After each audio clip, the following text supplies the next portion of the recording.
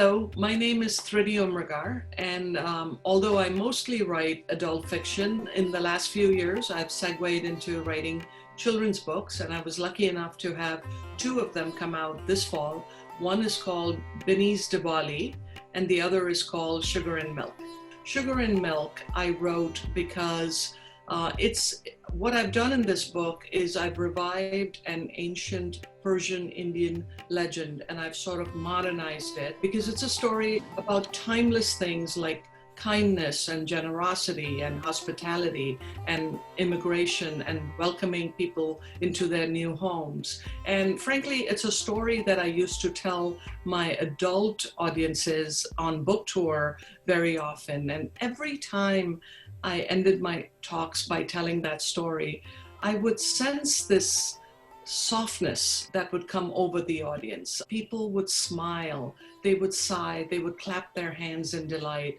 It was clearly a story that worked with adult audiences. And then one day I woke up and I thought, my goodness, I think I've been telling this story to the wrong audience, because the people who really need to hear the story, who I imagine will truly get the meaning of the story and respond to it, are children. And that same afternoon, I sat and I wrote Sugar and Milk. Sugar and Milk begins by this young child coming to America to stay with her aunt and uncle.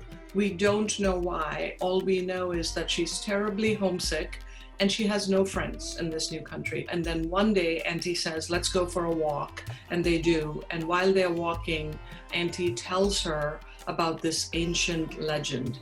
And this is a story about how people from what used to be Persia arrived in India. So when the Persians landed in India, they were met at the seashore by this Hindu king who had absolutely no reason or no desire to give them refuge and let them in. But of course, there was a language barrier. So the story goes that the king asked one of his men to bring him an empty glass.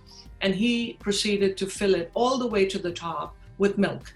And he pointed to it as a way of saying, look, I'm sorry, but we are full up here. We have no room for strangers. We have no room for more people to come into our country. The story continues that the Persian leader of this expedition was a very smart and quick-witted guy, and he proceeded to take out some sugar, and he dissolved it very carefully into that glass of milk, and then in turn he pointed to it as a way of saying, look, if you do let us stay, not only will we not disrupt your way of life, but we will actually add sugar to it. We will sweeten it with our presence.